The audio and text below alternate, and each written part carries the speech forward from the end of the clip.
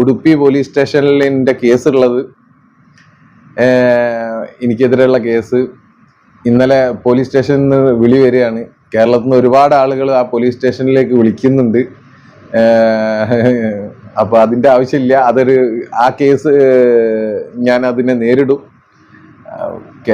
നിങ്ങളെ സ്നേഹം കൊണ്ടുള്ള ഒരുപാട്. അപ്പൊ ധർമ്മസ്ഥല മനസാക്ഷിയെ ഞെട്ടിക്കുന്ന വിവരങ്ങളാണ് ധർമ്മസ്ഥലയിൽ നിന്ന് വന്നുകൊണ്ടിരിക്കുന്നത്. ധർമ്മസ്ഥല എന്താണ്, അവിടെ എന്താണ് സംഭവിച്ചതെന്ന് ഞാൻ എനിക്ക് പ്രത്യേകിച്ച് പറഞ്ഞേണ്ട ആവശ്യമില്ലല്ലോ അല്ലെ. കർണാടകയിലെ ധർമ്മസ്ഥല എന്ന് പറയുന്ന സ്ഥലത്തെ മഞ്ജുനാഥേശ്വര ക്ഷേത്രത്തിന്റെ മറവിൽ നേത്രാവതി പുഴയുടെ തീരത്ത് 100-ലധികം പെൺകുട്ടികളെ പീഡിപ്പിച്ചു ബലാത്സംഗം ചെയ്ത് കൊന്നു കുഴിച്ചിട്ട സംഭവം. ഇങ്ങനെയൊക്കെ അവിടെ നടന്നിട്ടുണ്ട് എന്ന് പുറം ലോകത്തോട് വിളിച്ചു പറയുന്നത് അവിടെ 1995 മുതൽ 2014 വരെ ക്ലീനിങ് ജോലി ചെയ്തിരുന്ന ഒരു സ്റ്റാഫാണ് അല്ലെ. അത്തരത്തിൽ പീഡിപ്പിക്കപ്പെട്ട ഒരുപാട് പെൺകുട്ടികളെ നിർബന്ധിതമായി താൻ മറവ് ചെയ്തിട്ടുണ്ട് എന്ന് അദ്ദേഹം സാക്ഷ്യപ്പെടുത്തുന്നുമുണ്ട്. ഇന്ത്യ ഒട്ടാകെ വളരെ ഞെട്ടലോടുകൂടി ഏറ്റെടുത്തൊരു വെളിപ്പെടുത്തലായിരുന്നു അതെന്ന് തന്നെ പറയേണ്ടി വരും അല്ലെ. ഒരു ക്ഷേത്രത്തിന്റെ മറവിൽ ഇങ്ങനെയൊക്കെ നടക്കുക എന്ന് പറഞ്ഞു കഴിഞ്ഞാണെങ്കിൽ എവിടെ എത്തി നിൽക്കുന്ന കാര്യങ്ങളല്ലേ. എന്തായാലും ധർമ്മസ്ഥലയിലെ ഈ സംഭവവുമായി ബന്ധപ്പെട്ട് കഴിഞ്ഞ കുറച്ച് കാലങ്ങളായി ഒരു മലയാളി അവിടെ പ്രവർത്തിച്ചുകൊണ്ടിരിക്കുന്നുണ്ട് അല്ലെ. അദ്ദേഹത്തെ അറിയാത്തവരെ ആരും തന്നെ ഉണ്ടാവില്ല. മനാഫ്ക, നമ്മുടെ ശിരൂരിൽ കാണാതായിട്ടുള്ള അർജുന്റെ മറ്റേ ലോറിഡുമ മനാഫ്ക ഉണ്ടല്ലോ, ആ മൂപ്പർ തന്നെ. കഴിഞ്ഞ കുറെ കാലങ്ങളായി മൂപ്പർ അവിടെ തന്നെയുണ്ട്. മൂപ്പര് പ്രത്യക്ഷത്തിൽ ഒരു മലയാളി ആണെങ്കിൽ കൂടിയും ജനിച്ചതും വളർന്നതും ഒക്കെ അവിടെയാണ്. എന്തായാലും മൂപ്പര് ഇപ്പൊ അവിടെ സജീവമായിട്ട് പ്രവർത്തിച്ചുകൊണ്ടിരിക്കുന്നുണ്ട്. അവിടെ നിലവിൽ നടക്കുന്ന പല കാര്യങ്ങളും മൂപ്പരുടെ യൂട്യൂബ് ചാനലിലൂടെ ഇങ്ങനെ പുറത്തു വിട്ടുകൊണ്ടിരിക്കുന്നുണ്ട്. എന്നാൽ ഇപ്പൊ നിലവിൽ കിട്ടിയ അപ്ഡേറ്റ് അനുസരിച്ച് ധർമ്മസ്ഥലയിലെ വിഷയവുമായി ബന്ധപ്പെട്ട് കോടതി രൂപീകരിച്ച സ്പെഷ്യൽ ഇൻവെസ്റ്റിഗേഷൻ ടീം അന്വേഷണം ആരംഭിച്ചിട്ടുണ്ട്. അതിനുവേണ്ടി അവർ നേത്രാവതി പുഴയുടെ തീരത്ത് തിരച്ചിൽ ആരംഭിച്ചിട്ടുണ്ട് എന്നാണ് അറിയാൻ കഴിഞ്ഞത്. ഏകദേശം 8 സ്പോട്ടുകളിലാണ് ഈ 100-ലധികം പെൺകുട്ടികളെ കൊന്നു കുഴിച്ചിട്ടുള്ളത് എന്നുള്ളതാണ് പറയപ്പെടുന്നത്. അതിൽ സ്പോട്ട് നമ്പർ 1 ഇപ്പൊ തിരച്ചിൽ ആരംഭിച്ചിട്ടുള്ളത്. അങ്ങനെ തിരഞ്ഞതിന്റെ അടിസ്ഥാനത്തിൽ ഒരു സ്ത്രീയുടെ blouse, ATM card, pan card തുടങ്ങിയ സംഭവങ്ങളൊക്കെ കിട്ടിയിട്ടുണ്ട്. കിട്ടിയ പാൻ കാർഡിൽ രേഖപ്പെടുത്തിയിട്ടുള്ള പേര് ലക്ഷ്മി എന്നുള്ളതാണ്. 2009 അവിടെയുള്ള ഒരു ഗംഗോത്രി ലോഡ്ജിൽ ഒരു പെൺകുട്ടി തൂങ്ങി മരിച്ചിട്ടുണ്ടായിരുന്നു. അവളുടെ പേരും ലക്ഷ്മി എന്നുള്ളതാണ്. ഇനി ആ ലക്ഷ്മി തന്നെയാണ് ഈ ലക്ഷ്മി എന്ന ഡൗട്ടിലാണ് ഇപ്പൊ സ്പെഷ്യൽ ഇൻവെസ്റ്റിഗേഷൻ ടീം. എന്തായാലും ഈ കാർഡും ബ്ലൗസും ഒക്കെ പരിശോധനയ്ക്ക് അയച്ചിട്ടുണ്ട്. കൂടുതൽ ഡീറ്റെയിൽസ് വരേണ്ടിയിരിക്കുന്നു. ഇത് ഞാൻ ചുമ്മാ പറഞ്ഞുണ്ടാക്കിയതല്ലേ കേട്ടോ. മനാഫ്ക തന്നെ പുള്ളിക്കാരന്റെ യൂട്യൂബ് ചാനലിലൂടെ വന്ന് പറഞ്ഞ കാര്യങ്ങളാണ്. നിങ്ങളൊന്ന് കേട്ടു. ഇന്നലെ ആദ്യത്തെ ദിവസമാണ്, 29-ാം തീയതിയാണ് മണ്ണ് മാന്തി പരിശോധിക്കുന്നത്. മണ്ണ് മാന്തി പരിശോധിക്കുന്നതിൽ SITക്ക് ലഭിച്ച കുറച്ച് സാധനങ്ങളാണ് ഒരു സ്ത്രീയുടെ ബ്ലൗസ്, അതുപോലെ തന്നെ ഒരു ATM കാർഡ്, ഒരു പാൻ കാർഡ്, ബാഗ്, മറ്റു വസ്തുക്കൾ. ഇത്രയും സാധനങ്ങൾ ഇന്നലത്തെ പരിശോധനയിൽ ലഭിച്ചിട്ടുണ്ട്. അതിലുള്ള കാർഡിൽ എഴുതിയ പേര് ലക്ഷ്മി എന്നുള്ള പേരാണ്. ലക്ഷ്മി എന്നുള്ള പേര് രേഖകളിൽ 2009 ഗംഗോത്രി ലോഡ്ജ്, അവിടുത്തെ ഒരു ലോഡ്ജാണ്. ആ ലോഡ്ജിൽ വെച്ചിട്ട് 2009 ആത്മഹത്യ ചെയ്ത ഒരു സ്ത്രീയുടെ പേരുമായിട്ട് സാദൃശ്യമുണ്ട്. ആ സ്ത്രീയുടെ പേരും ലക്ഷ്മി എന്നാണ്. അതുപോലെ തന്നെ ഇപ്പം കിട്ടിയ കാർഡിലെ പേരും ലക്ഷ്മി എന്നുള്ളതാണ്.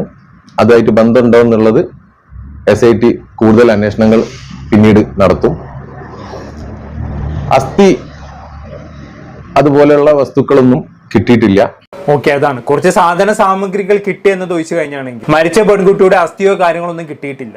ഇനി ഗംഗോത്രി ലോഡ്ജിൽ കൊന്നു കെട്ടി തൂക്കിയതിനു ശേഷം ഈ കൊന്ന ആളുകൾ തന്നെ ഈ പെൺകുട്ടിയുടെ പാൻ കാർഡും ബാഗുകളും എല്ലാം കുഴിച്ചിട്ടതാണോ എന്ന് അറിയില്ല കേട്ടോ. അങ്ങനെയും സംഭവിക്കാലോ. എന്തായാലും സ്പോട്ട് 1 നിന്നും ഇപ്പൊ ഇത്രയും കാര്യങ്ങൾ മാത്രമേ ലഭിച്ചിട്ടുള്ളൂ. ഇന്നും ഇനി സ്പോട്ട് 1 തന്നെ ആയിരിക്കും തിരച്ചിൽ പുനരാരംഭിക്കുന്നത്. ഇവിടെ ഏറ്റവും കൂടുതൽ പെൺകുട്ടികൾ കൊന്നു കുഴിച്ചു മൂടപ്പെട്ടിട്ടുണ്ടെന്ന് പറയപ്പെടുന്നത് സ്പോട്ട് 8 എല്ലാവരും ആകാംക്ഷയോടെ ഒറ്റ നോക്കുന്നത് സ്പോട്ട് 8 തന്നെയാണ്. അവിടേക്കൊക്കെ എത്താൻ കുറച്ച് സമയം എടുക്കും. എന്തായാലും നമുക്ക് പ്രതീക്ഷയോടെ കാത്തിരിക്കാം അല്ലെ. പക്ഷെ എങ്ങനെയൊക്കെയാണെങ്കിൽ കൂടിയും ഇവിടെ നേരിടുന്ന ഏറ്റവും വലിയ ബുദ്ധിമുട്ട് എന്ന് പറയുന്നത് പ്രായോഗിക ബുദ്ധിമുട്ടാണ്. കാരണം ഇപ്പൊ നിലവിൽ JCB ഉപയോഗിച്ചുകൊണ്ടാണ് മണ്ണ് മാന്തിക്കൊണ്ടിരിക്കുന്നത്. ഈ JCB ഉപയോഗിച്ച് മണ്ണ് മാന്തുമ്പോൾ ഒരുപാട് പ്രായോഗിക ബുദ്ധിമുട്ടുകൾ നേരിടാനുള്ള സാധ്യതയുണ്ട്. കാരണം പല ശവശരീരങ്ങളും 20-30 വർഷങ്ങൾക്ക് മുമ്പ് കുഴിച്ചിട്ട ശവശരീരങ്ങളാണ്. അത്രയും വർഷം കുഴിച്ചിട്ട ശരീരം ഓൾമോസ്റ്റ് മണ്ണ് തിന്ന് തീർത്തിട്ടുണ്ടാകും അല്ലെ. അപ്പൊ ആ ഭാഗം JCB ഉപയോഗിച്ച് മാന്തി കഴിഞ്ഞാണെങ്കിൽ പ്രത്യേകിച്ചൊന്നും കിട്ടില്ല.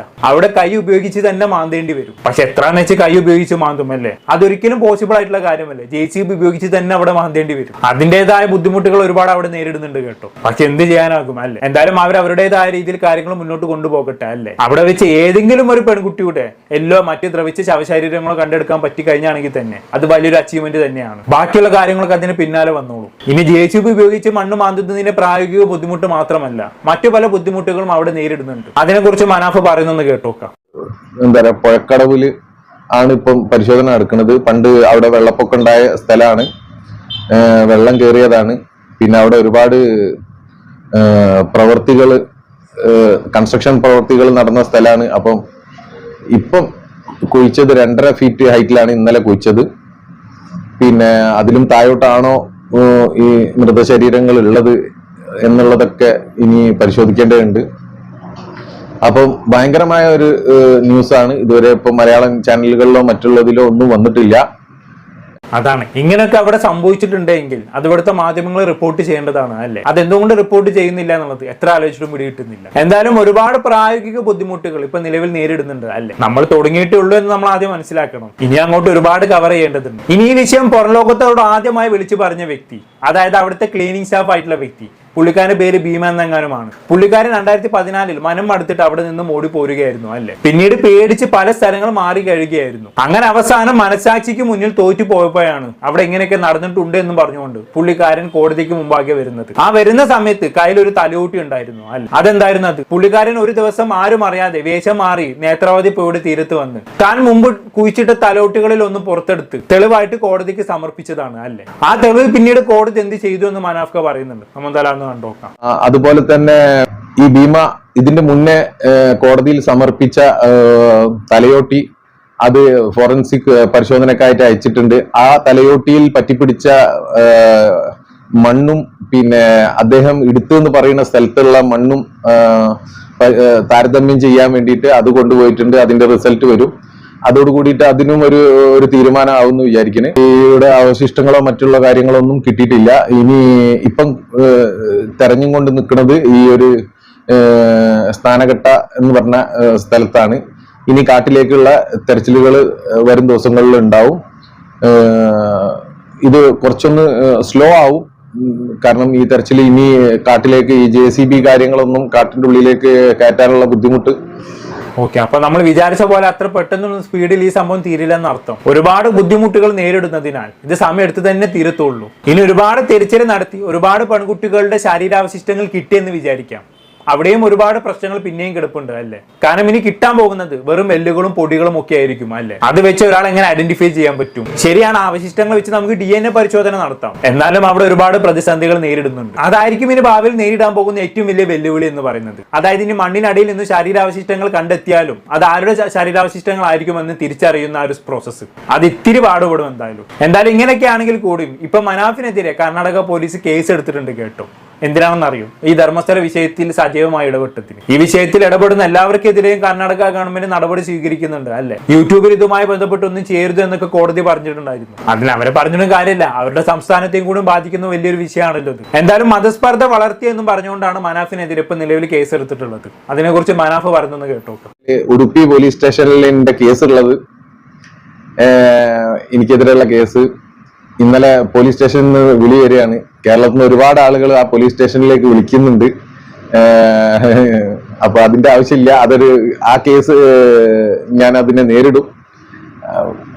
നിങ്ങളെ സ്നേഹം കൊണ്ടുള്ള ഒരുപാട് എനിക്കതില് സന്തോഷമുണ്ട്. പക്ഷെ പോലീസുകാർക്ക് ആകെ ബുദ്ധിമുട്ടാവുന്നുണ്ട്. പല ആളുകളും അതാണ് ഇടപെടുന്നവരുടെയൊക്കെ വാടിപ്പിക്കാൻ നല്ലോണം സർക്കാർ നോക്കുന്നുണ്ട് അല്ലേ. എന്തായാലും എന്തൊക്കെ കേസ് വന്നാലും മൂപ്പർ അതിനെ നേരിടുമെന്ന് പറഞ്ഞ സ്ഥിതിക്ക് ഇവിടെ നമുക്ക് പ്രത്യേകിച്ചൊന്നും പറയാനില്ല. പിന്നെ എന്ത് കേസ് വന്നാലും ഞാൻ പുഷ്പം പോലെ ഊരി വരുമെന്നുള്ള ഒരു കോൺഫിഡൻസ് മൂപ്പര് സംസാരിച്ചിട്ടുണ്ട് അല്ലേ. അതെന്നെ മതി, ധാരാളമാണ്. ഇനി ഒരുപാട് പെൺകുട്ടികളെ ധർമ്മസ്ഥലയിൽ വെച്ച് കാണാതായിട്ടുണ്ട് അല്ലേ. പക്ഷെ അവരുടെ മാതാപിതാക്കളെല്ലാം ഇപ്പൊ വേണ്ട രീതിയിൽ സഹകരിക്കുന്നില്ല എന്നാണ് ഈ മനാഫ് തുടർന്ന് പറഞ്ഞു വെക്കുന്നത്. അതും കൂടി ഒന്ന് കേട്ടോക്കാം.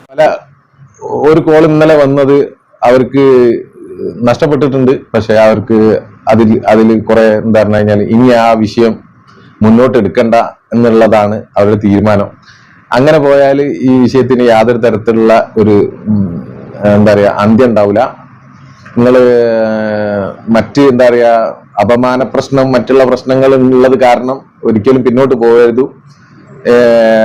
ഇതിന്റെ പിന്നിൽ നിങ്ങൾ പ്രതീക്ഷിക്കുന്ന കാര്യമായിരിക്കൂല ഉണ്ടാവുക. അപ്പം അതുകൊണ്ട് അത് സത്യം പുറത്തു വരണമെങ്കിൽ നിങ്ങളെ ഒരു സഹകരണം ഉണ്ടാവണം. മുന്നോട്ട് വന്നിട്ട് പരാതികൾ ഉണ്ടെങ്കിൽ അത് തുറന്നു പറയാനുള്ള ധൈര്യം കാണിക്കണം.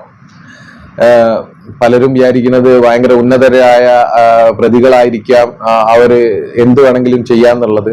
മാതാപിതാക്കളും ജീവഭയം കാരണം ഇപ്പൊ പിന്തിരുന്ന ഒരു അവസ്ഥയിലേക്കാണ് പോയിക്കൊണ്ടിരിക്കുന്നത്. അവരെ സംബന്ധിച്ചിടത്തോളം മകൾ നഷ്ടപ്പെട്ടു, ഇനി ഇതിലേക്ക് ഇറങ്ങി കഴിഞ്ഞാണെങ്കിൽ മകളെ കൊന്ന ആളുകൾ അവരെയും കൊല്ലുമെന്നുള്ള ഭയം അവരെ നല്ലോണം അലട്ടുന്നുണ്ട്.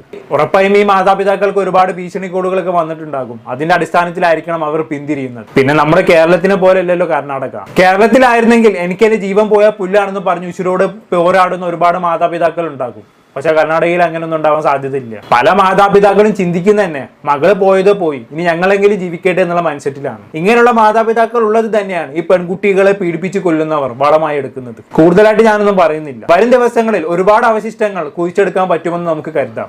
അവരെല്ലാം തിരിച്ചറിയാൻ സാധിക്കട്ടെ എന്ന് മാത്രമേ എനിക്കിപ്പോൾ ഇവിടെ പറയാനുള്ളൂ. എന്താണ് കേട്ട് നിങ്ങൾക്ക് തോന്നുന്നത്? താഴെ കമന്റ് ബോക്സിൽ രേഖപ്പെടുത്തുന്നത്. പ്രത്യേക ടോപ്പിക്കുമായി കാണാം.